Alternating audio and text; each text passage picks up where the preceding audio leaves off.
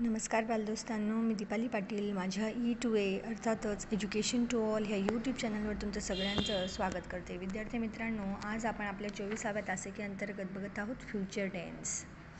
आणि फ्युचर टेन्समधला ए पार्ट जो उपप्रकार आहे सगळ्यात पहिला तो म्हणजे सिम्पल फ्युचर टेन्स, साधा भविष्यकाळ.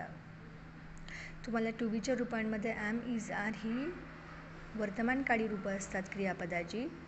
टू बीची वॉज, वेअर ही भूतकाळी रूपं असतात आणि विल, शाल ही भविष्यकाळी रूपं असतात. हे आधीच सांगितलेलं आहे आणि त्यांचाच वापर आपल्याला फ्युचर टेन्समध्ये होत आहे.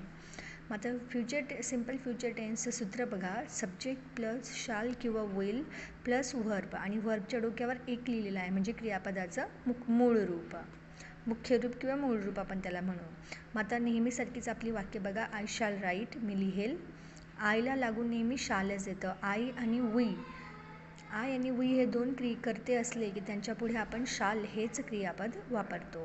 मुख्य क्रियापद जर असेल तर विल आणि शाल ही सुद्धा सहाय्यकारी क्रियापदासारखे काम वाक्यामध्ये करत असतात. बघा आता मुलांनो, पुढलं वाक्य यू विल राईट. आता तुम्हाला हे दोन अर्थ समजलेच असतील की एक यू जो आहे आपल्या डाव्या हाताला घेतलेला तो आपल्याला एकवचन दाखवतो आणि उजव्या हाताला असलेला यू हा अनेकवचनी. He will write, she will write, it will write, they will write. आणि आता आपण वाक्य बघत आहोत मुलांनो. आय शाल गो टू हैदराबाद, मी हैदराबादला जाणार आहे. फ्युचर ॲक्शन आहे. शाल लागलेला आहे म्हणजे I will go to Hyderabad. दुसरं वाक्य बघा, बिलकुल सेम, फक्त एक ठिकाणी शाल आणि एक ठिकाणी विल आलेला आहे. आय शाल गो टू हैदराबाद, मी हैदराबादला जाणार आहे. हा फ्युचर ॲक्शन दाखवतो आहे.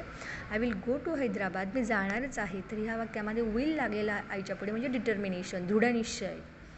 आणि पुढचं I am going to Hyderabad. आता प्रत्येक वेळेला ज्या वेळेला आय एम गोईंग टू ज्या वेळेला वापरलेलं असतं I am going to Hyderabad, तर इथे फिक्स्ड ॲक्शन आहे, निश्चित क्रिया आहे. I am going to cooking, I am going to cook, I am going to dance, I am going to learn. इथे लक्षात, I am going to swim, I am going to learn.